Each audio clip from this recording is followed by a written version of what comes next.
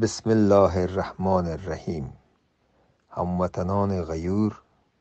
هموطنان عزیز، هموطنان درد دیده و ستم کشیده، هموطنان خسته از جنایات و مظالم ابرقدرت‌ها و کشورهای خارجی، هموطنان خسته از وطن فروشی های هموطنان خود ما، السلام علیکم و رحمت الله و برکاته. همایون رهنماستم، عضو تریبیون ماسان جبهه ملی صلح افغانستان و شما را از کالیفرنیا زحمت میدم. خواستم مراتب عمیق‌ترین تأثیرات و غمشریکی خود یک بار دیگر به مناسبت مصیبت وارده، این سانحه تاریخی جبران ناپذیر، به قول یک عده از دانشمندان و متخصصین ژئولوژی و فیزیک جهان، گویا تحقیقات ذروی تحت‌الارضی رژیم ایران در هرات عزیز، در هرات باستان و در هرات چراغ علم و معرفت افغانستان خدمت ملت شریف افغانستان در سرتاسر جهان، خاصتا برادران، خواهران، جوانان،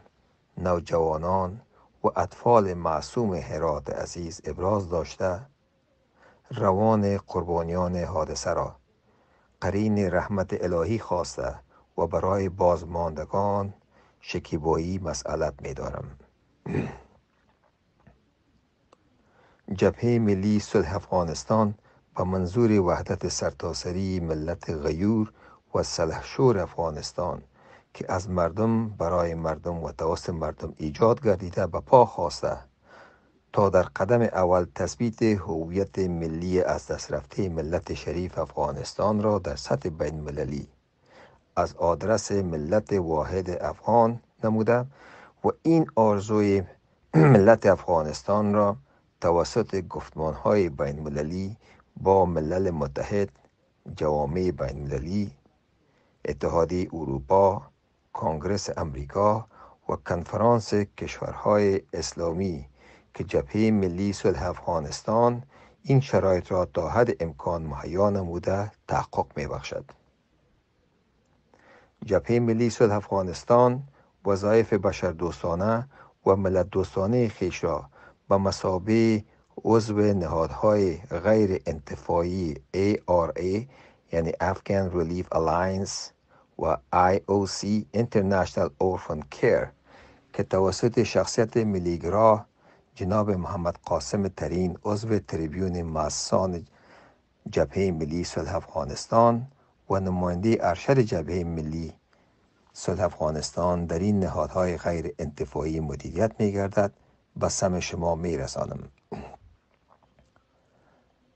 محترمه جمیله نیروبخش و محترم نجیب الله پاشان، شخصیت‌های فرهنگی و سیاسی کشور و اعضای ارشد تریبیون مؤسسان جبهه ملی صلح افغانستان توانستند تا حد امکان از طریق نهادهای محترمشان دست معاونت در رسیدگان هرات غمدیده دراز کنند و به صدایشان لبیک گویند.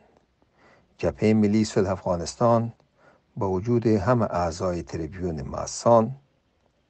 رؤسای نهادها، حلقات سیاسی،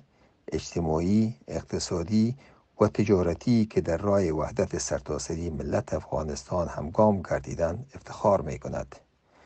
در اخیر یک بار دیگر دست دعا و نیایش به درگاه خداوند جان و خرد بلند نموده التماس دارم که ما را در انتهای پاکدامنی در این راه مقدس توفیق عنایت کند که اول در راه رضامندی آن ذات یکتا و دوم منافع اولیای کشور